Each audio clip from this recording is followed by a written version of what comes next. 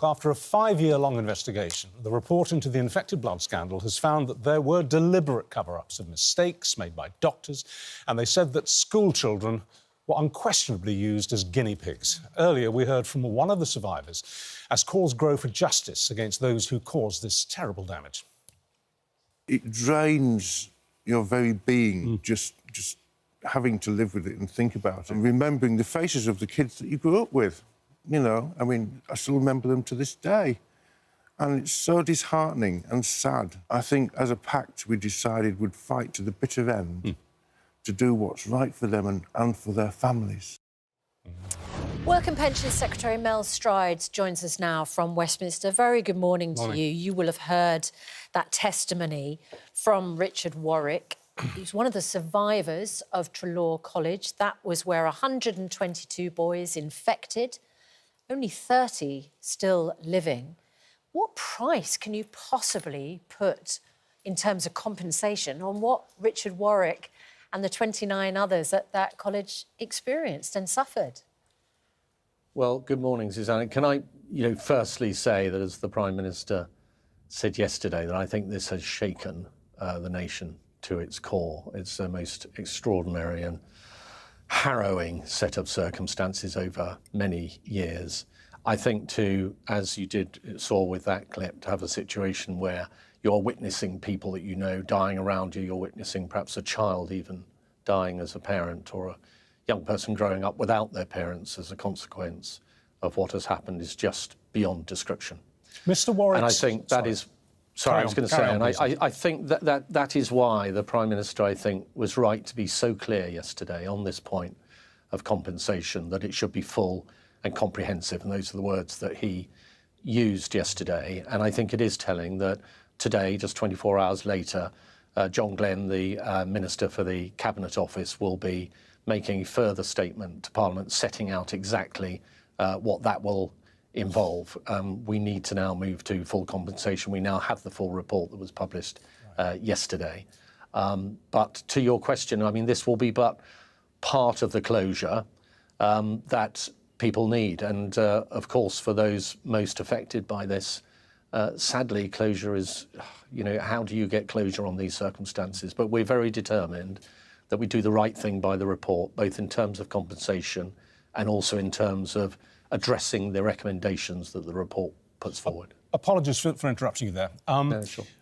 Mr. Warwick's solicitor was with us for that interview. He's representing not just Richard Warwick, but about 1,500 victims of this tragedy, people who lost their parents, people who themselves were infected and have suffered grievous ill health ever since. And he was a very level-headed man, as you would expect from a lawyer, and he predicted that we are going to run into exactly the same difficulties with compensation as we have done with the post office scandal. He thinks that fine words butter no parsnips, basically, and that for all the pledges and the promises that we expect to be made today, when it comes to it, the compensation will be niggardly, it will be very slow in coming, and it won't be worth a damn.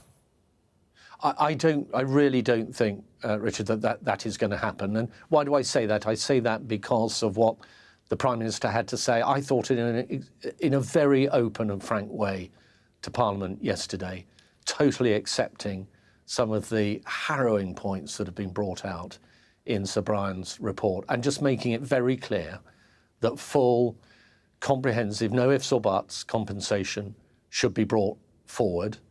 And he made specific reference, actually, to the fiscal cost of that, and saying that in many ways, should not be a consideration here, that this is above and beyond that. And I also take comfort from the fact that within 24 hours, John Glenn will be on his feet in the Commons, setting out exactly what that compensation will be. Okay. And so I don't think that will happen. Okay, I think that we will be doing the right thing.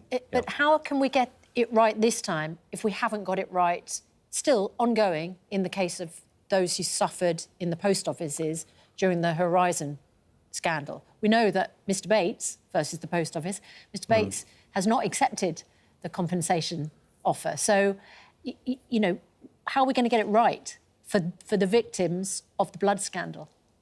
I think all of these situations, whilst it's sometimes tempting to look for read across between different groups and different situations and different injustices, I think all of these situations are different, and I can only speak as I find, and I can only speak about what the Prime Minister, in a very open and frank, level-headed way, set out before Parliament yesterday, which is a complete acceptance and an apology about what has happened, and totally getting, I felt, at a very personal level, was my feeling, the extraordinary, harrowing nature of what has occurred, and therefore the absolute imperative that there now is to do the right thing. And I don't think he could have been clearer than that. And people will expect to now hold him to what he has said. In fact, the inquiry chair has left the terms of reference open, hasn't he, for 12 months to hold you all to account for that. I suppose it leads to the question, the figure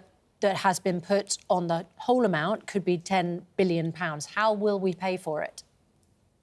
Well, whatever the compensation amount might be, as in the normal run of events around any payment of any money for any purpose, it always slots within, sorry to get a bit technical here, but the OBR's scorecard within the headroom that the Chancellor has to play with fiscally, and this payment will be no different. So does that mean borrowing, or do people get taxed for that? Because, of course, you know, it comes from government money, that's taxpayers' money, isn't there? Or will you go after the pharmaceutical companies who were responsible largely for what was going on? I don't think there's any question of hypothecating any things contingent on the payment that is made. But the point that I would make here is I don't think it needs to be about that. I think a lot of this is about growth. And in fact, we've seen a growing economy, which of course helps us fund all sorts of things. And we've seen the most rapid level of growth over the last quarter in the last 2 years, and we're seeing faster growth now than we're seeing even in the United States, as well as other major European countries like France, Italy, and Germany. So you think we've got the money to pay for the £10 billion compensation bill already? We will, whatever the figure is, whatever it amounts to, and we're speculating here, I am 100% certain that money, of course, will be found, and quite rightly that it is found. Very briefly, if we may, because we're over time here.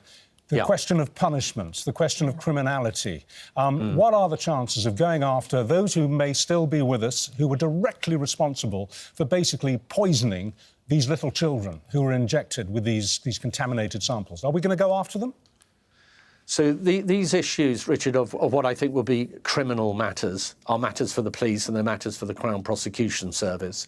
I am very confident that in a very comprehensive report that has surfaced many questions and points that need to be very carefully examined, that they will be examined and that appropriate actions will be taken by whatever authorities or bodies are right and in the right place to take those actions. There are indeed very, very big questions that this whole terrible situation has surfaced, and I'm sure that the appropriate bodies will be addressing those. Well, let's hope so. Mel Stride, thank you very much for your time.